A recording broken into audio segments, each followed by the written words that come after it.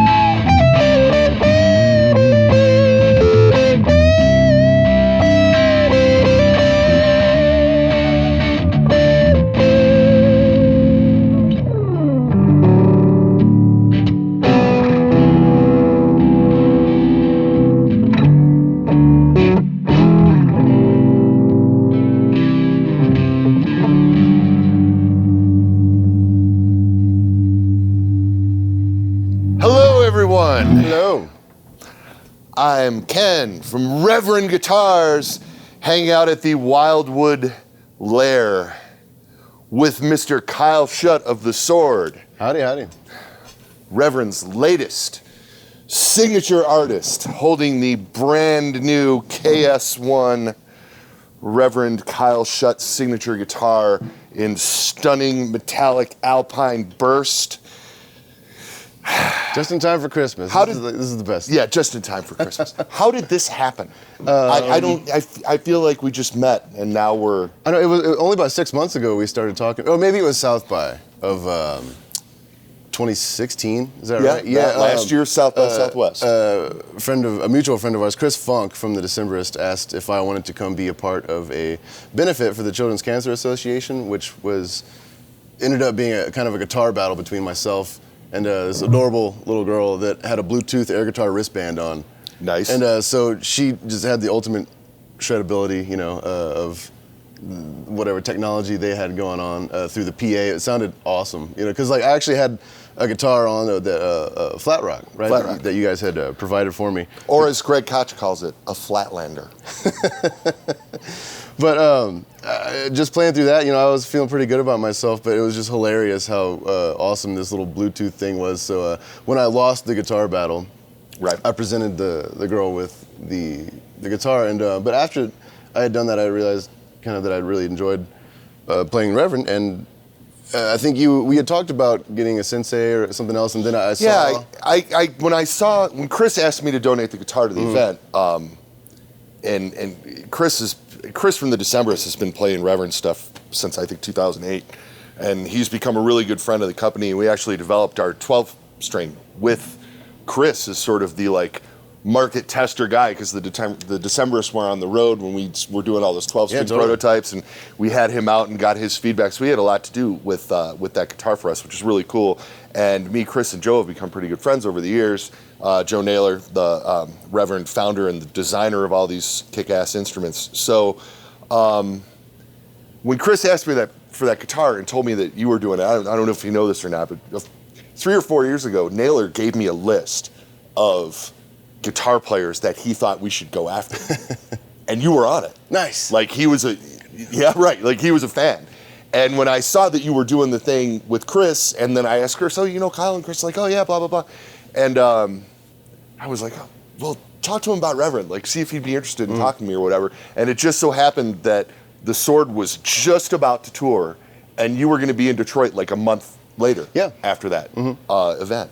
And so we hooked up, email or whatever, and you said you were interested in looking at a Manta Ray and a Tricky Gomez. Yeah. I was feeling more of like the semi-hollow kind of thing at the time, and y'all were nice enough to hook me up with a few of those to kind of like just figure out what I was going for. And I found that I liked what it was, but I missed having the kind of the chunkiness you get from a solid body. So we went with the kind of a flat top chambered version of it. We just talked about it, and then y'all brought up that, what about doing a signature guitar? And I was like, yes. Yeah. Duh, thanks. That's kind of how it happens with us. No, yeah, you liked the Manta Ray, and you had a few requests for changes. Like, this guitar would really work for me great if it had a little more mass, and maybe if it didn't have the F hole or whatever. And Joe and I talked about it, and we're like, yeah, that'd be a pretty kick-ass guitar. Do you think we should ask him? And it's kind of like one of those things where you're like, like we just met, we just had a date, and now I'm like, hey, dude, we should get married. Yeah. But you were like totally into it. You were like, yeah, man, that sounds really cool. And so yeah, we ended up using the Manta Ray platform, and adding a bunch of cool shit to it. We took the F hole off, but it is still maple top on a Carina body, and we widened the center block in it to give it a little bit more mass, so it would have that solid body chunk that you were talking about. But it's still a semi-hollow. I mean, there's still absolutely in there for sure.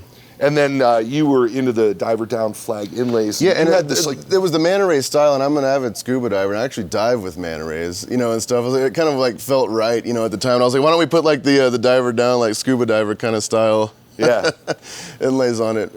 We had fun with it. Yeah, we did. And then he had this idea to do this Moto Reverend logo on it, which I don't know how that escaped us for 20 years. It's just a touch of class. But it is, and full binding, double binding on the body, binding on the headstock. You notice this Alpine burst. We do a little bit of the burst on the neck, which I just think is super bad to the bone.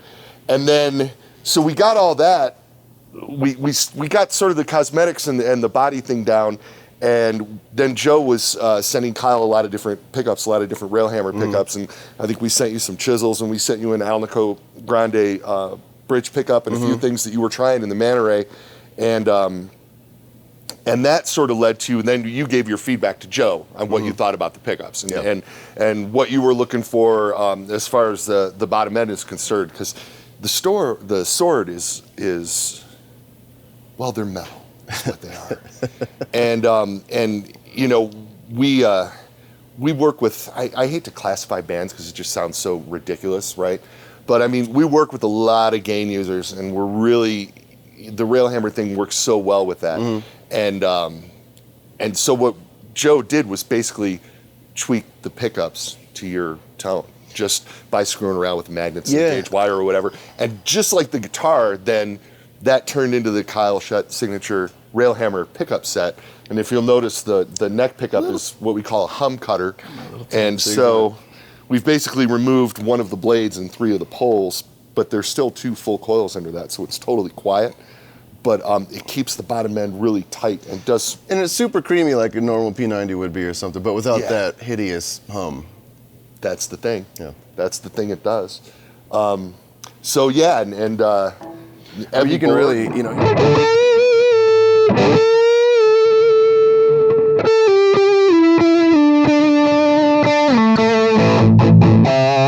mean, it really has a subtle difference, but instead of like the volume jumping up like crazy or like, Right. Like the kind of the problem I've had with other pickups. And in a first for us, it's actually a 4-control layout that is volume, and then a traditional tone, and then of course Reverend's bass contour control. So both pickups run through both tone controls, which isn't what you usually find in that sort of control layout. But Kyle wanted 2 master volumes. I have kind of a stutter effect that I'll do sometimes, and I'm not a stutter button kind of guy. Yeah. So I really did need 2 separate volume controls, but y'all are nice enough to accommodate. So first time you've seen 4 knobs on a Reverend. Yeah, it is. Yeah, that's the first 4-knob Reverend model. It really came together beautifully. We're quickly too. You really were on the ball. It's not like we made plans and then didn't hear from you for a year or something. No, we were excited about it.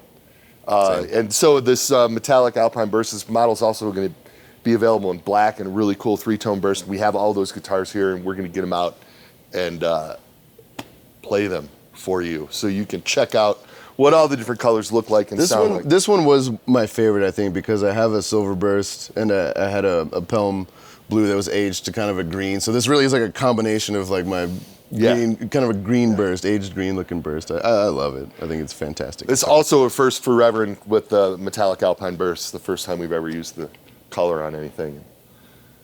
It's got, so now real quick. Yes.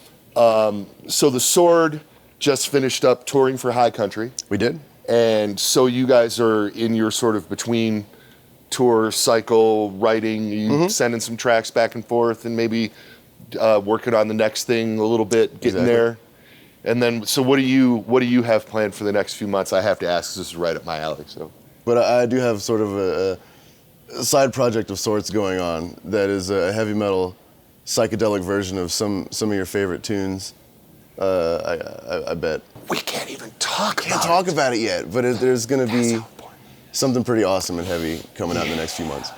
Let's play a little. Let's jam. Let's go out. I was having some fun.